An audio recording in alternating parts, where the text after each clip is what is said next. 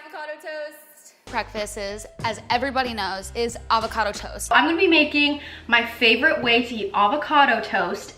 Quel est le lien entre ces influenceuses et les cartels du Mexique? Alors ok, j'ai peut-être un petit peu abusé de la formule, mais vous allez voir, il y a un lien. Mais avant de commencer la vidéo, pensez à vous abonner. Donc pour en revenir aux influenceuses et les cartels, il faut savoir que la demande d'avocats a explosé depuis quelques années, grâce justement à ces bienfaits pour la santé, et justement à cause des influenceuses et leur fameux avocado toast. Le résultat, c'est que le Mexique est devenu le premier exportateur mondial et le chiffre d'affaires lié à l'avocat dépasse les 4 milliards d'euros par an. Les États-Unis sont devenus le premier marché pour les avocats mexicains parce qu'ils achètent plus de 80% de leur production. Mais l'avocat, qu'on appelle aussi l'or vert, a attiré l'attention des cartels parce qu'ils ont remarqué qu'ils pouvaient faire énormément de bénéfices avec un produit qui est légal et donc qui est beaucoup plus rentable que de la drogue. Elles ont donc pris d'assaut l'industrie, notamment dans l'état du Michoacán, une région au cœur de la production d'avocats. Sur place, les producteurs sont soumis à des extorsions, des enlèvements et parfois même des meurtres s'ils refusent de payer une taxe imposée par les groupes criminels.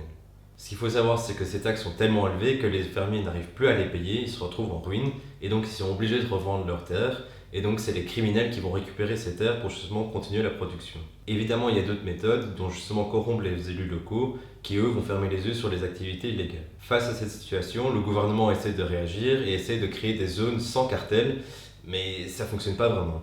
Tout d'abord parce que les groupes criminels contrôlent toute la chaîne d'approvisionnement, que ce soit du champ jusqu'à l'exportation. Ensuite, il y a un autre problème, c'est que les groupes criminels ont beaucoup plus de moyens que l'État, et donc il est beaucoup plus facile pour eux de corrompre les élus locaux. Ce qui donne comme résultat que malgré l'effort du gouvernement, la culture de l'avocat enrichit plus les cartels que les fermiers.